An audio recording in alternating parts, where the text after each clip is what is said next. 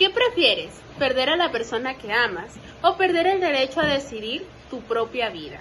Piénsalo un momento, porque cuando una persona controla tus decisiones, tus sentimientos dejan de importar. Y eso fue exactamente lo que vivió Rosaura. Muchos creen que La Emancipada es solo una historia de amor, pero no, es una historia de una mujer que fue obligada a elegir entre obedecer o perderlo todo. Una mujer que vio cómo su padre, la sociedad e incluso las leyes decidían por ella.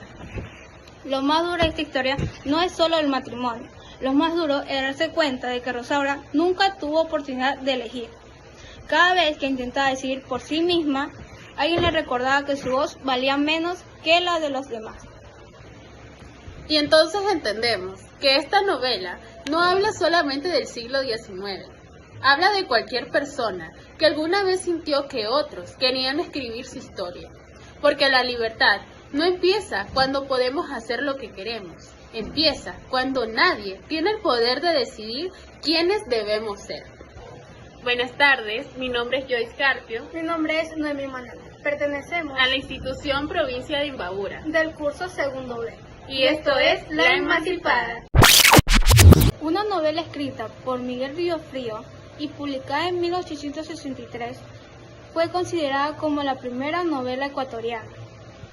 Una época en donde las mujeres no podían decidir con quién casarse, qué estudiar o incluso cómo vivir.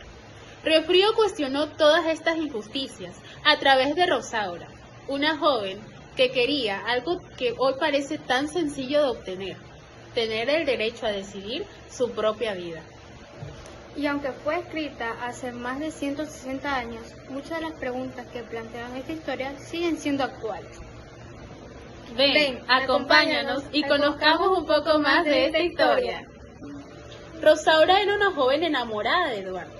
Ambos soñaban con casarse y compartir su vida, pero ese sueño se rompió cuando su padre, don Pedro, decidió que ella debía casarse con don Anselmo.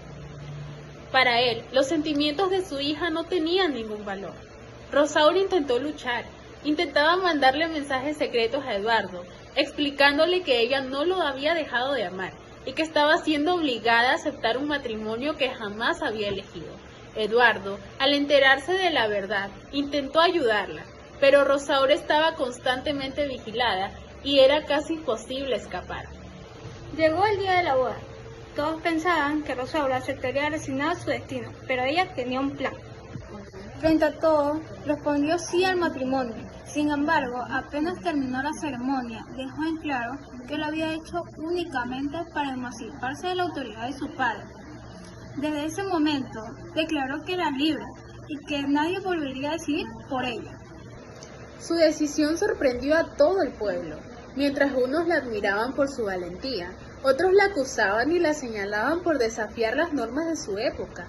Con el tiempo, Rosaura continuó siendo juzgada por la sociedad. Las personas hablaban mal de ella sin saber realmente todo el sufrimiento que había vivido. Lo más triste de esta historia es que la libertad que tanto había buscado Rosaura no le volvió la felicidad. La presión, la soledad y el rechazo marcaron su vida hasta llevarlo a un final trágico. Entonces entendemos que esta historia no trata solamente del amor, es una denuncia contra una sociedad que no le permitía a las mujeres decidir su propia vida. Y esto nos lleva a una pregunta, Carpio. ¿Rosaura realmente fue libre? Legalmente sí, pero ¿de qué sirve la libertad cuando ya te arrebataron la tranquilidad, la reputación y el amor? Eso es lo que hace tan impactante esta obra. No trata solamente de una mujer, habla de todas esas personas a las que alguna vez les hicieron sentir que su voz no valía, les hicieron obedecer sin cuestionar y aceptar un destino que jamás eligieron. Ahora queremos hacerle una pregunta a ustedes. Si hubieran vivido en esa época, ¿habrían apoyado a Rosaura o la habrían juzgado como dice la sociedad? Pero no solo piensen en esa época, piensen en hoy. ¿Cuántas personas se sienten juzgadas por decisiones que toman? ¿Cuántas piensan que hay alguien más que pueden decidir por ella? Porque La Emancipada no habla solamente del pasado, habla también del presente, ya que la verdadera libertad no consiste únicamente en poder elegir, consiste en que nadie tenga el derecho de arrebatarnos esa elección. La verdadera pregunta no es qué hizo Rosaura, sino qué habríamos hecho nosotros en su lugar. Al final, Rosaura nos deja una reflexión muy clara. La libertad no solo se trata de romper cadenas, sino de poder vivir con dignidad, con voz propia, sin que nadie pueda decidir por nosotros.